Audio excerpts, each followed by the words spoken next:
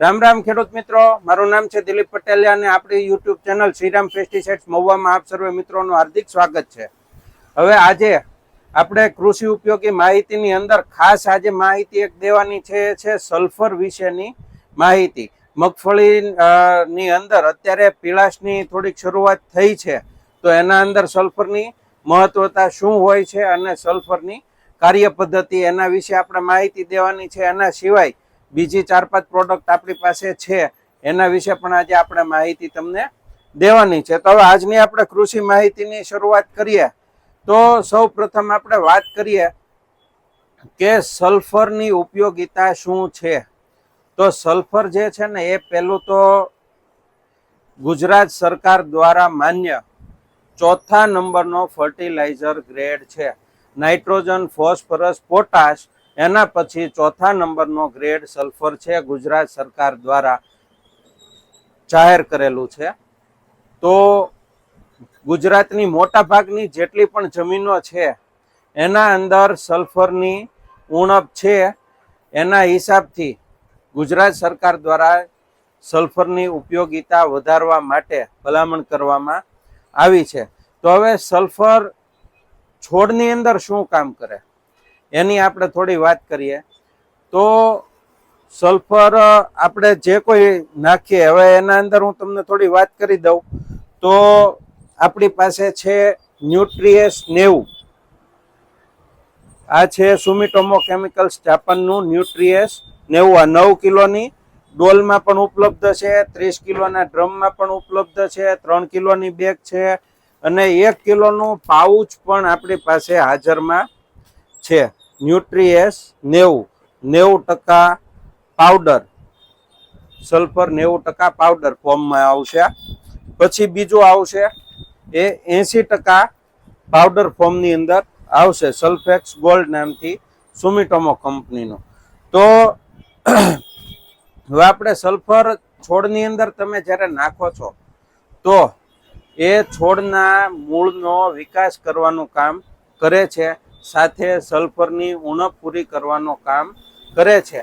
હવે જ્યારે સલ્ફર તમારી જમીનમાં ગયેલું હોય તો એની કાર્ય કરવાની પદ્ધતિ એવી છે કે બીજા જે પોષક તત્વો અલભ્ય સ્વરૂપમાં હોય આપણી જમીનની અંદર, તો એને પણ એ લભ્ય સ્વરૂપમાં લાવી અને છોડને પહોંચાડવાનું કામ સલ્ફર કરે છે।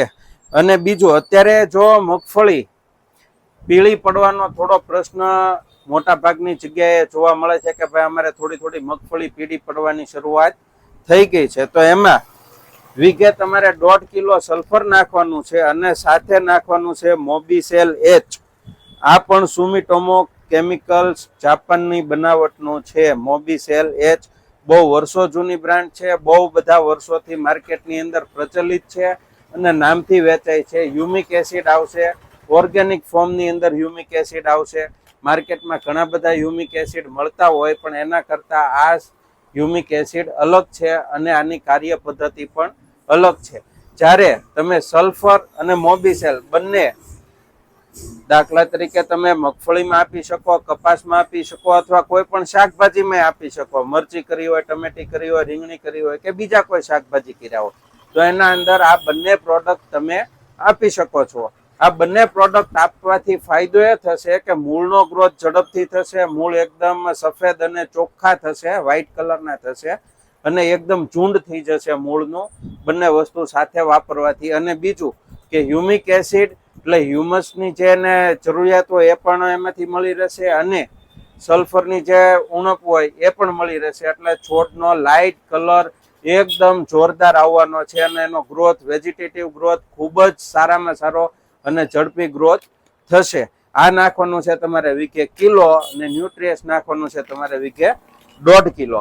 હવે જ્યારે મગફળીની વાત કરીએ છીએ તો મગફળીની અંદર અત્યારે ઈયળની શરૂઆત અમુક જગ્યાએ દેખાય છે, તો ઈયળની દવા આપણે તુફાન પ્લસ આવે છે, તમે વાપરી શકો છો। પણ અત્યારે ફૂગનાશકની આપણે વાત કરવાની છે, તો એના અંદર છે સુમિટોમો કેમિકલ્સ ઇન્ડિયા લિમિટેડનું સ્વાધીન ટેબુકોનાઝોલ 10% અને સલ્ફર 65%, આના અંદર પણ સલ્ફર આવે છે।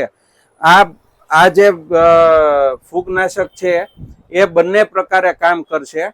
કોન્ટેક્ટ અને સિસ્ટેમિક જે ટેબુકોનાઝોલ છે છોડની અંદર ઉતરી અને ફૂગને કંટ્રોલ કરવાનું કામ કરશે, જ્યારે સલ્ફર જે છે કોન્ટેક્ટ ફંગીસાઇડ તરીકેનું કામ કરશે. પ્લસ સલ્ફર 65% એક્ટિવ ફોર્મમાં હોવાથી છોડની પીળાશ ઓછી થશે અને છોડમાં સલ્ફરની ઉણપ પણ ઓછી થશે.